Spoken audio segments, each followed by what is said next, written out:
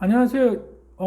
이번에 두 번째 영상입니다. 두 번째 영상은, 처음 영상, 아까는 아니고, 처음 영상에 이어서 이제 두 번째 수변조 설비 설계시 고려사항에 대해서 이제 중점적으로 설명드리도록 하겠습니다. 어, 처음 동영상에서도 말씀드렸듯이 정말 중요한 문제이기 때문에요. 반드시 내 것으로 만드는 연습을 하셔야 합니다. 바로 설명드리겠습니다. 수변조 설계시 고려사항의 이제 두 번째 대제목입니다.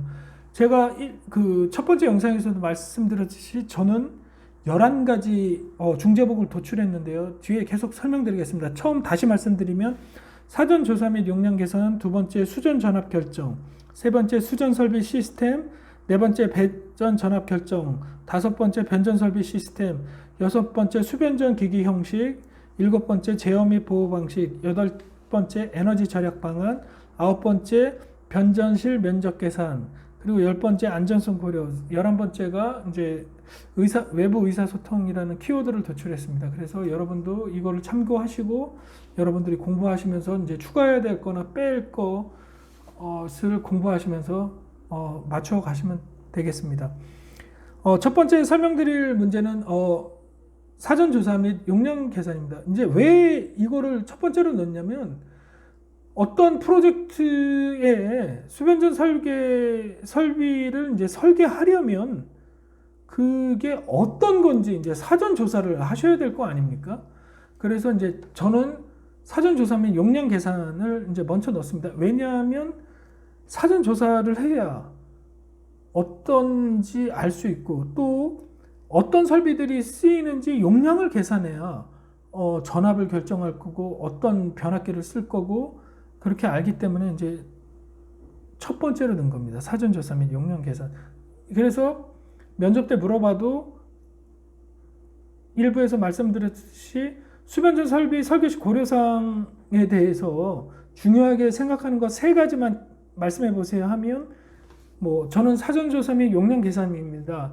두 번째는 수전 전압 결정입니다. 세 번째는 수전 설비 시스템입니다. 이렇게 얘기하면 왜 그런지에 대해서 다시 물어봅니다. 그러면 이제 자기가 충분히 자신 있게 대답하시면 그 답안이 틀린지 맞는지는 아무도 알 수 없습니다. 그거는 면접관만 판단하시는 건데 내가 이 공부한 내용에 대해서 그 근거를 말씀하시면 이제 좋은 결과를 얻으실 수 있다고 생각합니다. 그래서 말씀드리시면 저는 사전 조사 및 용량 계산을 그러니까 첫 번째로 해야 돼서 1번으로 넣은 겁니다. 그래서 왜냐면 자료 조사, 그 부하의 특성이 무엇인지, 그리고 그게 위치가 어디 있는 건지, 그리고 주변 환경은 어떤 건지, 그래서 인입을 어떻게 받을 건지, 그리고 이게 사용 목적이 어떤 건지, 그냥 빌딩인지, 오피스 빌딩인지, 국가 공공기관 시설인지, 학교인지, 군부대인지 어떤 사용 목적인지를 알아야 되고, 그리고 건축주 의견 위에 샤프로 썼네요. 이건 이런 식으로 써놓으시면 됩니다. 발주자. 그러니까 건축주는 일반 건축물이든 어떻게 된 거고, 발주자는 이제 국가에서 발주하던, 그럼 이걸 건축주로 쓰시던 발주자든, 그거는 그 상황에 맞게끔 이 샤프에 이렇게 쓰셨다가, 이게 국가적인 설비면 이제 발주자의 의견, 민간 건축물의 느낌이 난다. 그러면 건축주 의견 또는 발주자 의견 이렇게 쓰셔도 된다. 이런 식으로 사프로 쓰시면 됩니다. 여기 사합 S 변수 제면 아니 이거는 요 앞 글자 요 그 두음 문자로 외우려고 해서 이렇게 해서 샤프로 쓴 부분이니까 이것도 참고해 주시면 됩니다. 두 번째 수변 설비 용량인데요. 제가 왜 이 말씀을 드렸냐면 이제 부하 계산을 해야 케이블 굵기나 이런 것들이 부하 용량이 나와야 차단기도 선정되고 케이블 굵기도 선정되고 그 부하 용량이 나와야 변압기 용량도 선정되기 때문에 이런 식으로 써준 겁니다. 그래서 수전 설비 용량은 부하 설비 용량은 부하 밀도 곱하기 연면적 이렇게 해서 결정하는 거고요. 변압기 용량 계산은 총 성비 용량 곱하기 수용률 나누기 부등률 하시고요. 그 여유율을 곱해서 이제 변압기 용량을 계산합니다. 전기 설계 사무소에서는 이제 부하 전등 및 전열 동력 이제 부하 리스트가 나옵니다. 그것을 이제 다 합산하면 몇 VA가 나오는지 나옵니다. 그래서 그것들을 다 합산해서 이제 변압기 용량을 결정합니다. 여유를 곱하고 수용률을 곱해서 변압기 용량을 계산합니다. 근데 수용률은 이제 부하 계산서 할 때는 이제 100%를 주고요. 변압기 용량 계산할 때는 이제 70% 정도 해서 변압기 용량을 맞추고 있습니다. 그래서 저는 이제 가장 중요하게 생각한 게 사전조사 및 용량 계산이었습니다. 이게 두 번째 보이시다시피 첫 번째를 그렇게 결정했고요. 두 번째는 이제 변압기 용량이 나왔으니까 이 계약 전력에 따라 받을 수 있는 그 수전 전압이 있습니다. 그래서 요렇기 때문에 이제 변압기 용량을 먼저 계산해서 용량을 먼저 계산한 거고요. 변압기 용량이 1000kW 이상 1000kW 미만이면 22.9 kV로 공급할 수 있습니다. 또 요 용량이 넘어가면 1호사를 받아야 되고요. 40만 kW 초과하면 3, 4, 5kg로 받아야 됩니다. 3, 4, 5 kV로 받아야 되는데요. 이런 부분은 한전 그 수전 전압 공급 약관이 있기 때문에 그 공급 약관을 이제 참고해서 결정하시면 됩니다. 근데 저는 왜 이렇게 답안지에 간략하게 표현했냐? 그 수전 전압 결정한다고 한전에 있는 법규를 3페이지를 쓸 수는 없잖아요. 저희가 수전 전압 그 수변전 설비 설계 시 고려 사항에 대해서 설명하는 거지. 수전 전압 결정 시 고려 사항에 대해서 설명하시오라는 문제가 아니기 때문에 그 부분에 있는 가장 중요한 것만 발췌해서 표로 간단하게 표현한 겁니다. 나는 변압기 용량 선정을 이렇게 했으니까 어느 정도 나왔으니까 만약에 1500kg가 나왔다. 그러면 우리는 공급 전압을 1차를 22,900V로 공급해도 되는구나. 1500kg가 나왔는데 1호사를 받을 수 없고 1500kg가 나왔는데 3, 4, 5kV를 받을 수도 없는 거 아닙니까? 이게 법적으로 안 되는 거죠. 그러니까 기술사는 이 법이 어디 있는지 정확히 알고 있어야 됩니다. 만약에 40만 kW 초과되면 22,900V를 받는 게 아니라 3, 4, 5kV를 받아야 되는 이런 내용이기 때문에 수전 전압을 결정해야 된다고 나왔습니다.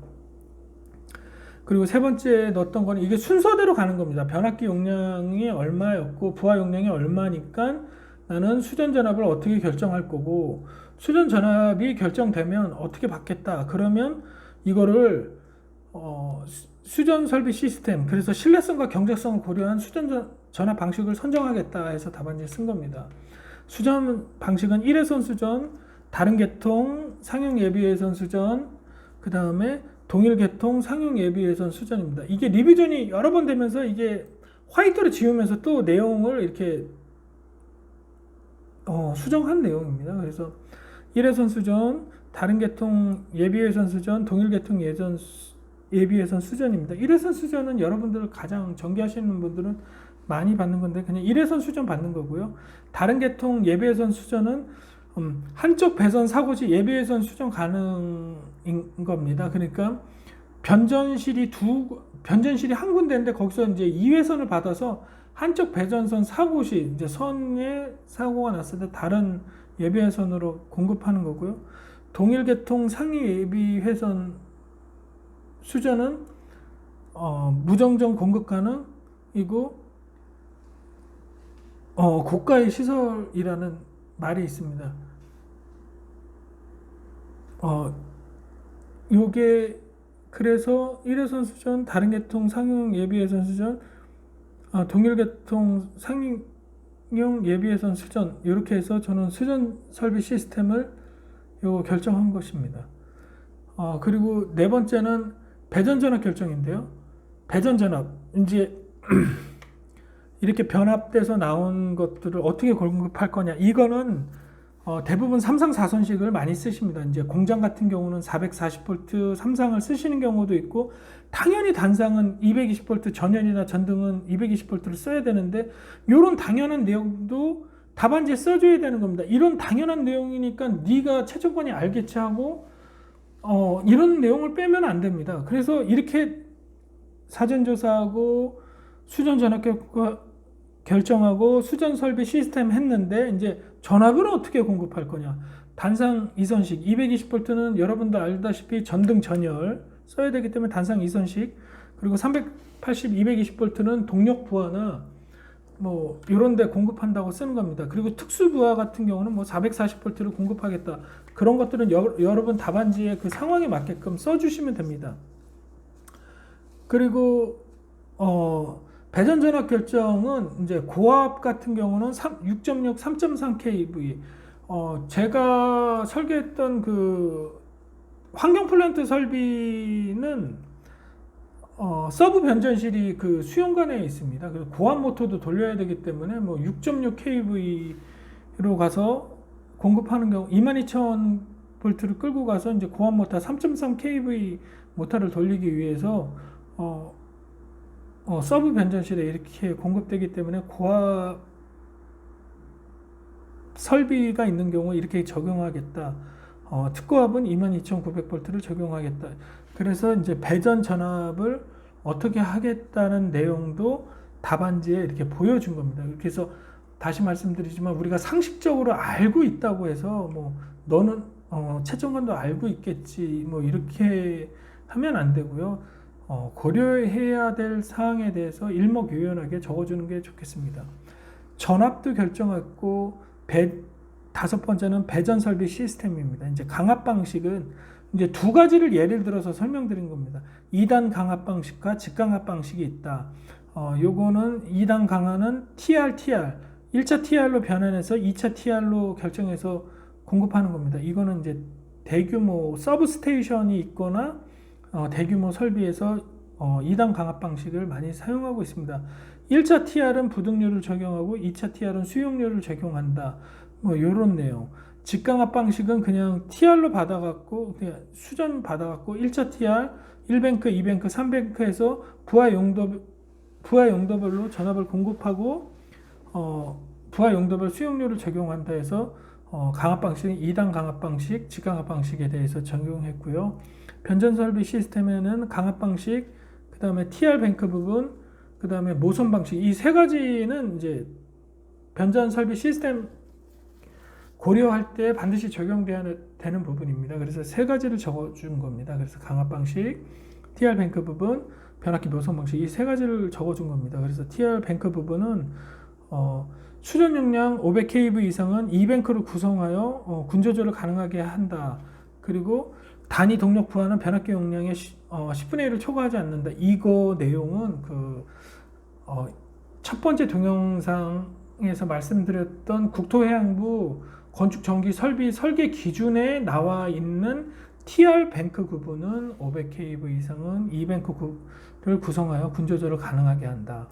단위 동력 부하는 변압기 용량의 10분의 1을 초과하지 않는다는 내용은 그 내용에 있기 때문에 적어준 겁니다.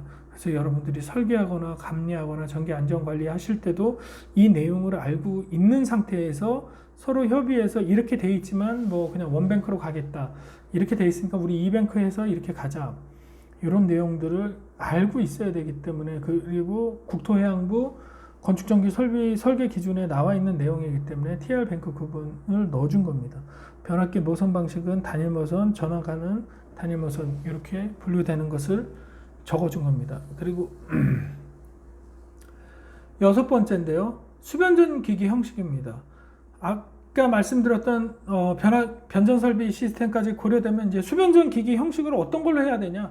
이제 제품을 사용해야 될 거 아닙니까? 그러니까 그 제품을 어떤 걸 쓸 거냐? 그런 것도 고려해야죠.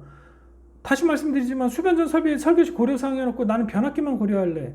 나는 면적만 고려할래. 나는 수전 전압만 고려할래. 그 특정 부분에 대해서 뭐 한 페이지, 반 페이지 이상 길게 쓰고 나머지는 조금하게 쓰면 그런 답안지는 점수 많이 안 준다고 저는 교육받았고 또 스터디할 때도 그렇게 우리는 스터디했습니다. 중요 내용이지만 짤막하게 5칸이면 5칸, 3칸이면 3칸 그 비슷하게 양을 분배해서 그 칸에 알차게 답안지를 적는 게 저는 고득점 받을 수 있는 비결이라고 생각하고 또 그렇게 배워왔고 또 그렇게 답안지를 적었고 또 그렇게 하다 보니까 굉장히 고득점이 나왔고 또 그런 과정에서 합격한 것 같습니다. 정답은 아닙니다. 근데 그렇게 교육받았고 그렇게 저도 했기 때문에 여러분들도 그렇게 제가 말씀드린 걸 참고하면 그래도 결과가 나쁘지는 않지 않겠는가 하는 조심스러운 마음으로 말씀드린 겁니다. 이제 했어요. 그러면 이제 수변전 기기 형식으로 해야 될 거 아닙니까? 나는 변압기를 어떤 걸 쓸 건지, 차단기를 어떤 걸 쓸 건지, MOF는 어떤 걸 쓸 건지, 배전반은 어떤 걸 쓸 건지 간단하게 내가 이런 것도 고려하고 있다라는 걸 답안지에 보여준 겁니다. 뭐 TR은 뭐 어쩌고 저쩌고 차단기는 뭐 LS 산전 어쩌고 저쩌고 끝도 없이 쓰는 게 아니라 나는 TR도 고려하고 차단기도 고려하고 MOF도 고려하고 배전반도 고려하고 있다. 나는 여러 가지 중에 이런 것도 고려하고 있다라는 거를 채점관한테 보여준 겁니다. 기기 선정 시 고효율 및 난연성 제품을 설계에 적용하겠다. 내가 고려하겠다.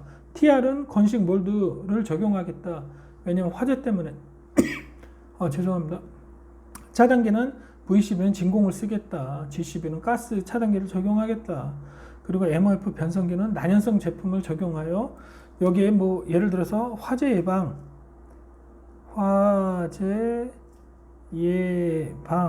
뭐 이런 식으로 써주시면 더 좋겠습니다. 왜 이거 썼냐? 화재 예방 배전반은 전자 배전반을 적용하겠다. 그 트렌드를 적어주는 겁니다. 그리고 7번째 이제 제어 및 보호 방식을 어떻게 하겠냐? 나 이거 했어요. 제품까지 선정했어. 이제 제어 및 보호 방식은 어떻게 하겠냐? 제어는 최대 수요 전력 제어 그리고 역률 제어 등을 하겠다. BMS나 IBS 빌딩은 뭐 연동 제어해서 뭐 기록 관리해서 분석하겠다.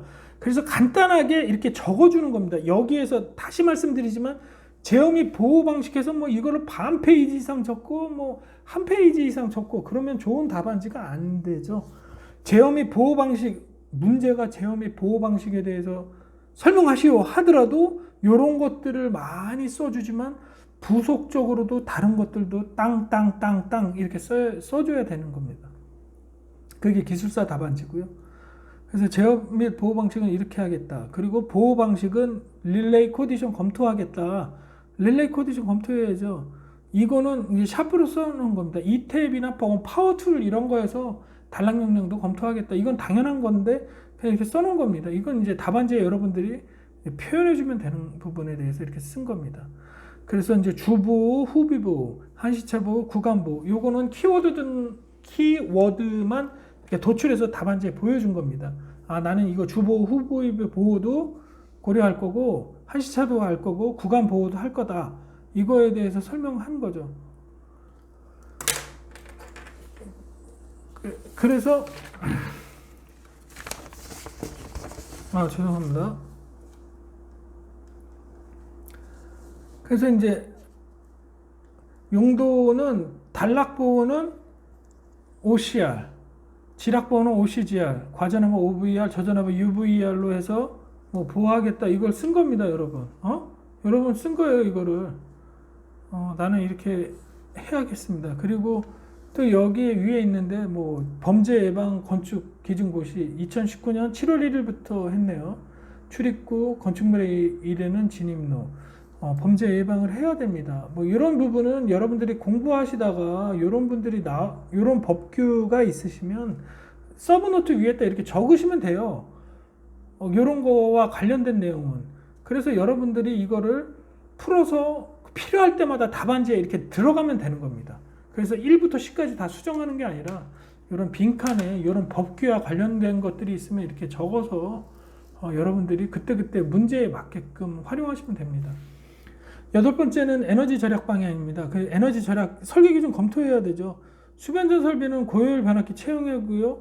신재생 에너지 활용 전자 배전반 적용하겠다. 변압기 병렬 운전하겠다. 변압기 병렬 운전하겠다. 변압기 대수 제어하겠다. 이런 키워드들을 도출해서 써야 되는 겁니다. 근데 에너지 절약 방안에 보시면 여러분들 잘 알고 계시다시피 신재생 에너지 공급 의무 비율이라는 게 있습니다.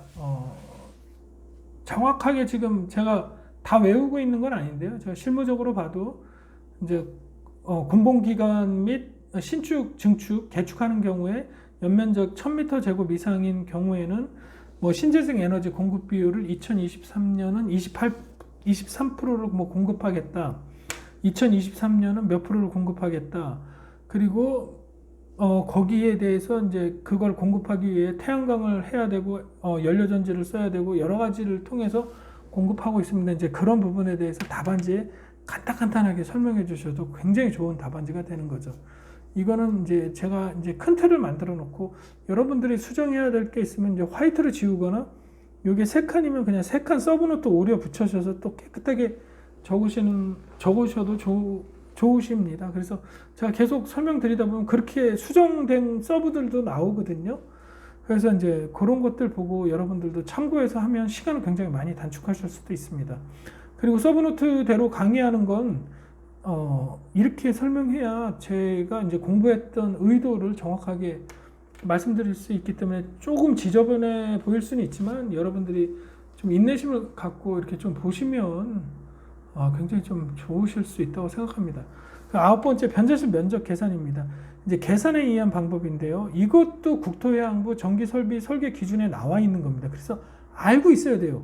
변압기 용량 계산에 의한 방법을 설명하시오 그래서 요것 물어봅니다. 그래서 면접이든 뭐 10점짜리든 단골 문제로 나오기 때문에 반드시 암기하고 있으셔야 되고, 이제 일반적으로 변제실 면적은 이제 설계사무소 같은 경우는 이제 변압기 용량이 나오면 변압기 용량 대비의 그 분전반 큐비클 사이즈가 있습니다. 그래서 이제 그 큐비클 사이즈의 CAD 도면에 있는 그 큐비클 사이즈 이제 블럭을 처음부터 예를 들어서 LBS, 뭐 VCB, MOF 뭐 이런 것들을 도면에 딱딱딱딱 붙여놓습니다. 변압기, 저압반 이런 것들을 붙여놓으면 어느 정도 그 문 열림, 양계문 열리는 것들이나 이런 반경을 보면 어느 정도 면적이 필요한지 또 도면상에서 또 알 수 있으니까요.